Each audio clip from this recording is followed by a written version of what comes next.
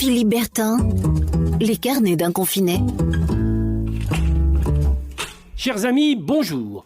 Il n'est pas inutile de relire parfois les grands classiques. J'en veux pour preuve ce que j'ai découvert hier, un texte qui serait de circonstance tiré du recueil des lettres de Madame de Sévigné à Madame la Comtesse de Grignan, sa fille. Voilà ce qu'aurait écrit Madame de Sévigné à une autre époque de pandémie que connaissait alors notre pays. J'ouvre les guillemets.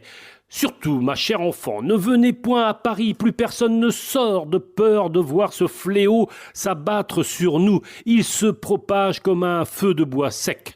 Le roi et Mazarin nous confinent tous chez nous. Cela m'attriste. Je me réjouissais d'aller assister aux prochaines représentations d'une pièce de Corneille dont on dit le plus grand bien. Nous nous ennuyons un peu et je ne peux plus vous narrer les dernières intrigues à la cour. Nous nous régalons désormais des fables de La Fontaine, dont celle très à propos, les animaux malades de la peste. Ils ne mouraient pas tous, mais tous étaient frappés. Fermez les guillemets. Il paraît qu'en réalité, cette lettre est un faux et qu'elle aurait été inventée pour la circonstance et pour être diffusée sur les réseaux sociaux en ces temps de confinement.